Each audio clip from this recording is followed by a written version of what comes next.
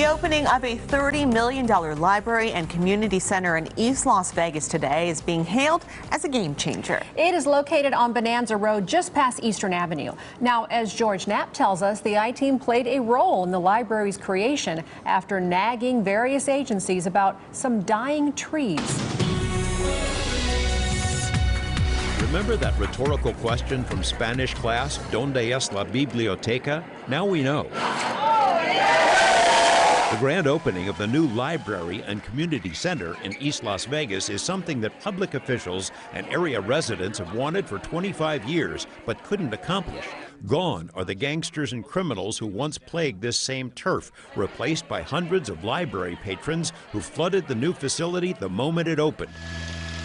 None of this would have happened if not for the plight of some towering pine trees. For more than half a century, hundreds of these trees grew on 50 acres, 3 lots near Bonanza and 28th, in effect an urban forest. The land belonged to the Housing Authority, but after the decrepit housing projects were demolished, the trees were essentially abandoned. Over time, the irrigation pipes behind the fenced-off lots were broken, clogged, or stolen, which meant the trees were cut off from water.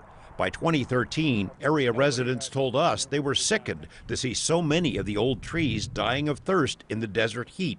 In here alone, over 100 trees, at least. At least 100 trees, because there was easily twice this many in here, and of course the other 2 spots, even more. The center one's got the most dead, and it was just, they were just driving around, knocking them over with the tractor.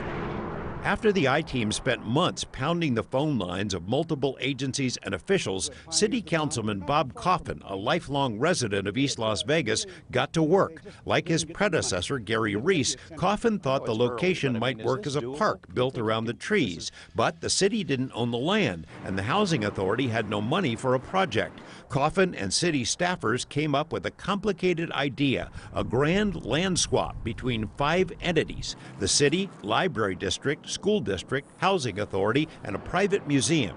Federal, state, and local dignitaries on hand for the opening praised Coffin for pulling off the impossible. But the councilman says his inspiration came from the trees. The trees really did, because it got our focus on this land.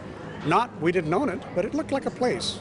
And with your constant needling me, we got something done. The infusion of millions of dollars was possible because of a tax credit system approved 2 years ago by state lawmakers. Shannon Bilbray Axelrod, who grew up in East Las Vegas, is a member of both the State Assembly and the Library Board and knows what this facility will mean to an underserved community. I know how important a library is and how it can really change lives of not only young people but older folks as well. So we have hotspots, we have internet, we have workforce connection, homework help, you name it. This place will do it for the community. Scores of the remaining pines now tower over the library like sentinels, and the few that had to be removed are still here in a way, turned into benches that library patrons can sit on, think, or read. George Knapp, 8 News Now.